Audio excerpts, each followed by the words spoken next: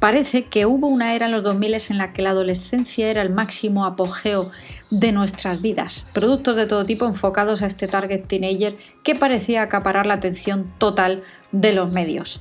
Estrellas como Hilary Duff o Lindsay Lohan, que más tarde lamentarían aquellos años de fama por una época en la que nos parecimos volver majaras con todo lo que rodeara a estas estrellas Disney. Pero ¿por qué algo así hoy día sería impensable? ¿Y cómo han desaparecido estos iconos? Descubrámoslo hoy aquí, amigos míos, con el Dr. Underground. ¡Vamos allá! Hello Peña, ¿qué tal estáis? Para comprender el vídeo de hoy tenemos que empezar hablando del concepto de teenager. ¿Qué quiere decir? En inglés sabéis que todos los números que van entre el 13 y el 19 acaban en teen. Básicamente es por esto, esta franja de edad.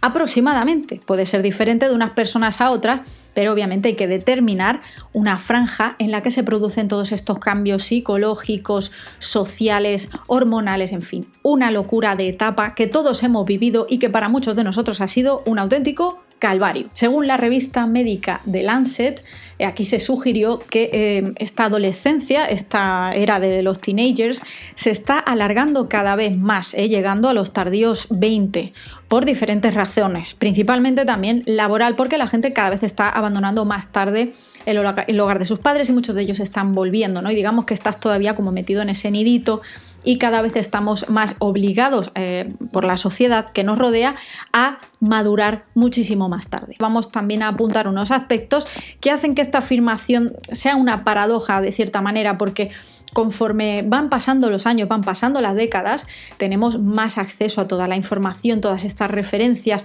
este bombardeo, esta gran enciclopedia llamada Internet. Se piensa que la mayoría de nosotros maduramos muy pronto, muy rápido, que estamos como muy espabilados, pero al mismo tiempo estamos viviendo como en esa eterna era de Peter Pan, ¿no? Queremos ser niños cuanto más tiempo mejor. ¿Por qué ocurren todas estas cosas? ¿Por qué se ha terminado toda esta era teenager dorada de la que hemos hablado en la intro de este vídeo? ¿Por qué ya este concepto de estrella teen no tiene ningún sentido hablar de esto hoy en 2023? Vamos a averiguarlo. Bueno, esta adolescencia confluye en diferentes conflictos de todo tipo, ¿no? Por ejemplo, cambios físicos, cambios emocionales, y dentro de estos entra esta búsqueda de la identidad, nuevas habilidades cognitivas como razonar, pensar en abstracto, la identidad sexual, experimentación, autonomía. Aquí entra también pues, ese afán por ir buscando tu hueco en diferentes tribus urbanas. Va a ser como una explicación global de por qué la mayoría de las tribus urbanas que analizamos en este canal, de estas estéticas, tienen como cuna pues ese público y ese grupo de jóvenes, gente que está en estos años de la adolescencia. Y es en esta reafirmación de la identidad cuando pues nos podemos sentir identificados con un grupo, y ese grupo pues, puede venir caracterizado por diferentes rasgos estéticos, como puede ser, pues yo que sé, la tribu emo en los 2000, etc. Bueno, dentro de estos cambios sociales entra ya en juego también el tema de la autoestima, esa búsqueda de la adultez, ¿no? De ser cada vez más independiente.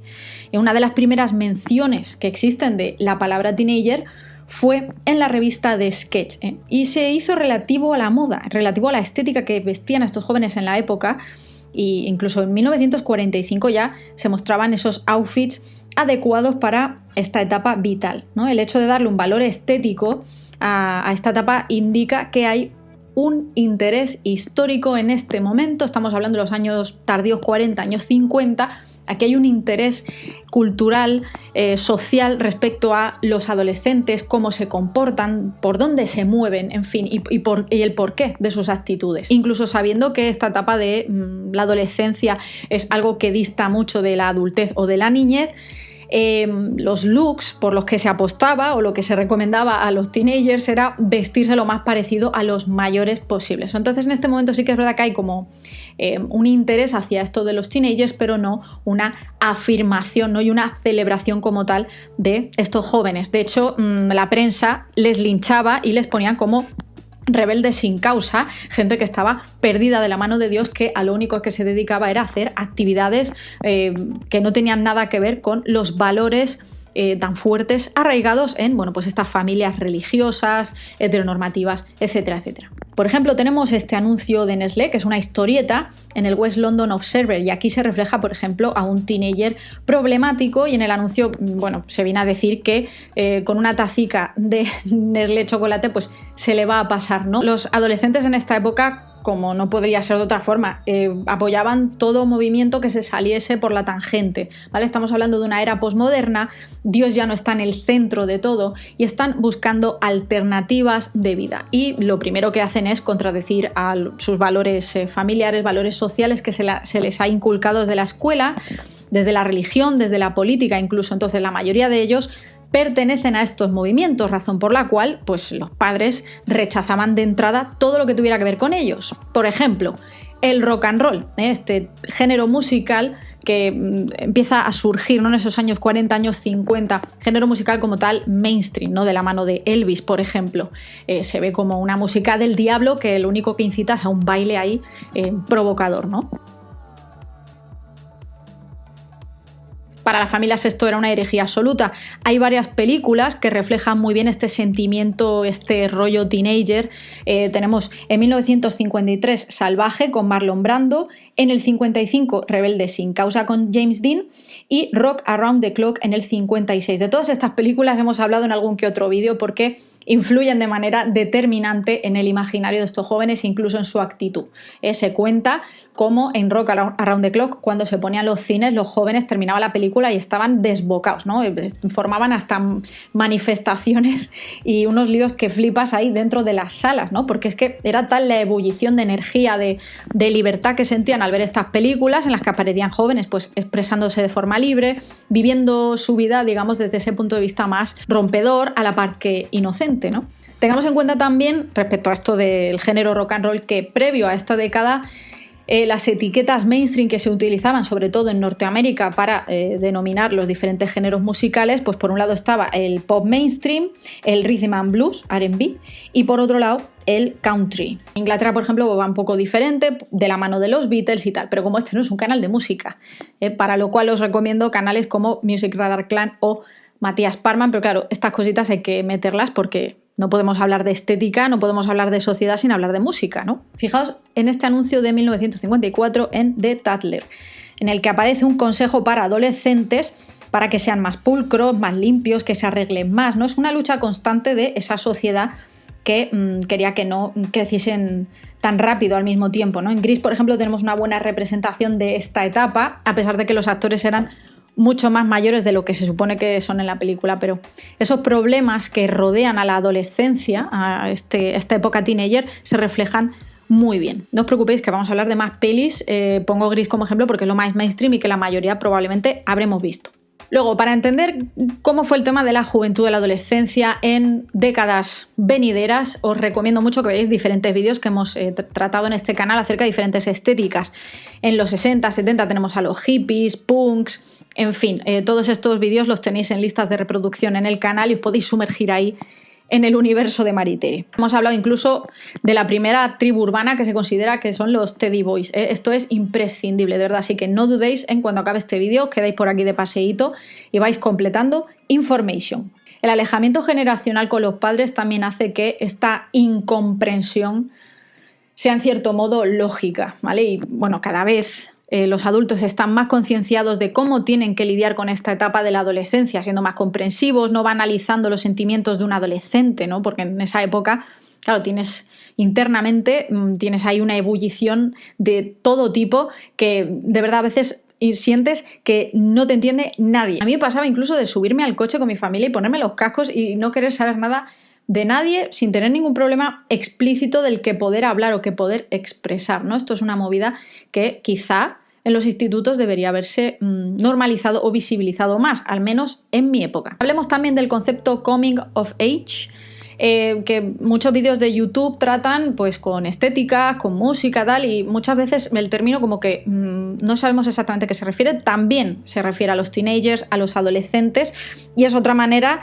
de referirnos a ello por ese camino hacia la edad adulta, ¿no? Que podemos unir pues a diferentes ceremonias, festejos que se han hecho a lo largo de la historia, ya desde la época clásica, aunque esto estaba más unido, por ejemplo, pues a un joven hombre que ya estaba preparado para la guerra. No estamos hablando de la celebración de esa etapa en la que ya pasas a ser un adulto.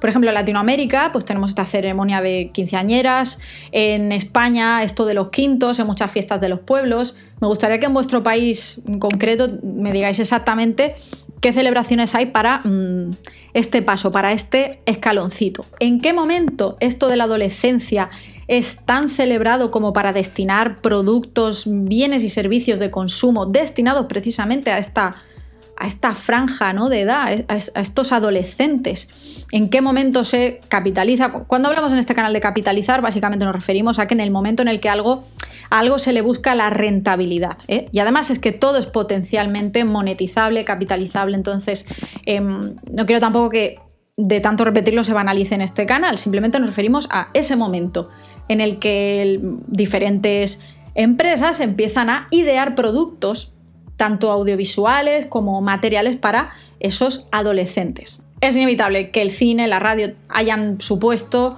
una influencia determinante y directa en todo esto del universo adolescente y todos los clichés y estereotipos que lo acompañan. Hace poco hablábamos acerca de la cultura de Norteamérica, acerca de esos estereotipos dentro de un instituto americano, que esto es muy característico de estas películas adolescentes americanas. Y vamos, por lo pronto, la mayoría de las reviews que podéis ver en internet de gente de extranjero que se ha ido a estudiar a Estados Unidos dicen que es bastante similar a cómo se refleja en estas películas y en estas series, lo cual me parece bastante gracioso. Ya me habría gustado a mí tener taquillas por el pasillo o tener esas aulas de ciencias, ¿no?, con esas probetas, ¿no?, y esos materiales. Yo me acuerdo de ver capítulos de Lizzie McGuire y yo decía, pero bueno, ¿y estas clases dónde las dan? Que yo quiero ir. Vamos a unir diferentes décadas con films muy representativos de esto de la adolescencia. Son muy poquitas, pero obviamente esto es para abrir una veda y que os pongáis a ver todo lo que veáis por ahí. Y en los 60 y 70 tenemos El Graduado, Amarcord, American Graffiti, Fiebre del Sábado Noche. Fiebre del Sábado Noche extremadamente recomendada, porque además lo refleja de una forma bastante cruda. Y fue un antes y un después también para esto de la cultura discoteca, cultura club, en fin, echadle un ojo a este peliculón, que además sale John Travolta y eso siempre es bien. En los 80, peliculones como Big. ¿Cuántas veces hemos visto Big? Yo ya he perdido la cuenta. Los Goonies, El Club de los Poetas Muertos, que es una de mis películas favoritas. En los 90 tenemos Vírgenes Suicidas, Boys in the Hood, 10 cosas que doy de ti, en fin, un montón. Las series también, que yo veía Dawson Crece y me pillaba unas lloreras. Sabrina, cosas de brujas, Weird Science, que no me acuerdo del nombre en español, no me acuerdo cómo se llamaba, Yo y el Mundo, Aquellos maravillosos años, etcétera, etcétera. Pero Disney, chicos y chicas, Disney supuso aquí un antes y un después, precisamente porque en 1983 nace Disney Channel, ¿no?, que es esta tele por cable en la que Disney empieza a pasar tanto películas como series de animación en live action y tal. Entonces esto es absolutamente rompedor. Entonces esto, claro, empieza a introducirse y a minar las mentes de todos esos jóvenes que consumían Disney Channel. Y si no has seguido Disney Channel y tal, por esa distancia generacional, por la razón que sea, hoy día si tienes Disney Plus contratado, yo no lo tengo, así que no tengo mucha idea, pero creo que muchas de esas series están ahí, estas películas, entonces las podéis revisitar, cuyas bases se asientan, bueno, pues en todos los clásicos con los que hemos crecido, empezando por, yo que sé, Blancanieves y los 7 enanitos, Bambi. Disney empieza a convertirse en un imperio tremendo y consigue rentabilizar todos sus contenidos por esas ventas de merchandising, apertura de parques temáticos, ¿no? Pensad que Disney es un gigante tremendo y ya no solo se dedica a contenido para el público infantil, sino a otras muchas cosas. Y además es en los años 50 también cuando Disney abre su primer parque temático. Claro, ya hasta ese momento tenían suficiente material, ¿no?, suficiente contenido, suficientes películas y galardones, Oscars. Tened en cuenta que esto es carne de cañón para luego rentabilizar cualquier cosa que tenga que ver con esa película. Ejemplo, pues precisamente el parque temático, muñequitos, ropa, en fin, todo lo que os podáis imaginar. Esta es la chispa que lo inicia todo. ¿Y quién es esa figura representativa de Disney? ¿Quién es, digamos, ese buque insignia? Pues es Mickey Mouse, ¿no?, el ratoncito este al que todos conocemos, y si no has consumido mucho Disney también sabes quién es Mickey Mouse. Pues hubo un programa que se llamaba El Club de Mickey Mouse que surgió en los años 50, luego se recuperó de nuevo en los 80 y es un show presentado por un plantel. Adolescentes van rotando y van renovando la plantilla de cuando en cuando. Y estrellas de la música como Christina Aguilera, Britney Spears han formado parte de estos programas. Ahí digamos que empieza esa fiebre, ¿no? Y esa chispa primigenia de estas grandes y enormes estrellas que a día de hoy siguen entre nosotros, aunque muchos hayamos retomado su carrera en su etapa musical, como puede pasar con Miley Cyrus. Nunca jamás olvidaremos cuando salía en Hannah Montana. Chapo con ella porque no todos sus compañeros de Disney Channel han podido bregar con tanta fuerza como ella con pues toda esta etapa terrible de los 2000 de la que vamos a hablar en un segundito. Claro, Maritere, pero vamos a ver cómo pasamos de esas películas de ensueño, todo así cuentos de hadas, recuperando todas esas cuentos y fábulas de la historia, ¿no? Con los que hemos crecido, llevándolos, digamos, a un formato con música casi de Broadway, ¿no? ¿Cómo pasamos de eso a estas estrellas adolescentes que posteriormente pues, tuvieron sus propias series y tal? Bueno, es que hubo un antes y un después en Disney. Empezando ya a mediados de los 90, con Toy Story, ya el tono de las películas no es tan infantil, este rollo Broadway ya no se apuesta tanto por ello, y es con películas como Tarzán, a finales de los 90, cuando se prescinde de que los personajes canten y sean músicas que vayan acompañando diferentes acciones, ¿vale? Esto también le añade como una seriedad o quizá como un puntito más de adultez a ese contenido para niños. También hay películas como El Emperador y sus locuras, que fue una ruptura total. Lilo y Stitch también, porque tenían un humor y una forma de mostrar las cosas muchísimo más fresca, más orgánica, más natural, y ese antes y después de Disney hace que todo se torne pues más informal, incluso más unido a esos adolescentes, ¿vale? Porque antes era todo como muy extremadamente infantil, que sí, que hay películas antiguas de Disney muy dramáticas, pero era todo como para mentes mucho más tiernas. No sé cómo explicarlo. Corregidme si me equivoco. Vamos de los 90 a los 2000 y es cuando entran en juego todas esas estrellas de Disney Channel. Vamos a decir algunas, hay muchas otras más, pero tengo que hablar también de las que me representan y las que me marcaron. Lizzie McGuire, Hilary Duff. Esta serie se extendió del 2001 al 2004. Hannah Montana con Miley Cyrus desde el año 2006 al 2011. Lindsay Lohan, que protagonizó diferentes películas. De verdad, Lindsay Lohan para nosotros es determinante aquí, porque ¿quién no ha visto Tú a Londres y yo a California? O sea, ¿quién no la ha visto 874.000 veces? Y otra gran olvidada, que es esta película con Tyra Banks, que es una Barbie que de tamaño natural. O sea, esta película me encantó y es del 2000, que se llama una auténtica muñeca en español, no sé cómo será en Latinoamérica. En 2002, Jóvenes periodistas. Luego tenemos las gemelas Olsen, que esto no puede faltar aquí porque eran mi icono a seguir estético. Pero es que Ashley y Mary Kate ya son famosas de que son bebés con padres forzosos, que encima, para más Inri, ya habíamos crecido con ellas desde que eran bebés. Y en las series Cosas de gemelas del 1998 al 99 y del 2000 al 2001, Gemelas en apuros, fijaos que tampoco fueron muchos años, pero fueron muy determinantes en de qué forma nosotros empezamos a visualizar la adolescencia, la estética, porque la estética de todas estas estrellas, tenemos un análisis hablando de looks de Lizzie McGuire, que creo que es bastante representativo de toda esta época, que ahora estamos viviendo un revival total. Bueno, tenemos pues muchos terciopelos, brillis, accesorios a cascoporro, tiendas como Claire's, bueno, fueron un auténtico bombazo. O sea, ¿quién nos recuerda en Stan Raven todos los peinados que llevaba con todos los accesorios? En fin, era apasionante ver estas series también a nivel estético y a mí me impactaron muchísimo. Todos estos shows y series se centraban en la vida de adolescentes que vivían su día a día con sus tejemanejes, ¿no? Un poco con el pretexto de lograr sobrevivir en la sociedad siendo teenager, ¿no? Con esos cambios y dramas que esto conlleva. De alguna forma, la cultura popular se centró plenamente en este perfil adolescente con todas esas marcas de las que ya hemos hablado. Y es que no había tantos referentes tan poderosos de más de 25 años en aquella época. O sea, la cultura mainstream global empezó a pivotar en torno a estos iconos, ¿no? Que eran todos muy jóvenes, y además esto queda muy bien retratado en la portada de Vanity Fair de 2003, Llueven los adolescentes, ¿no? Donde aparecen personajes como Amanda Bynes, las Olsen, Hilary Duff, Lindsay Lohan, entre otros. Es muy interesante ver cómo estaba funcionando la música en este momento, porque estamos en una era del auge, del petardazo definitivo de toda esta música online, la piratería, el streaming.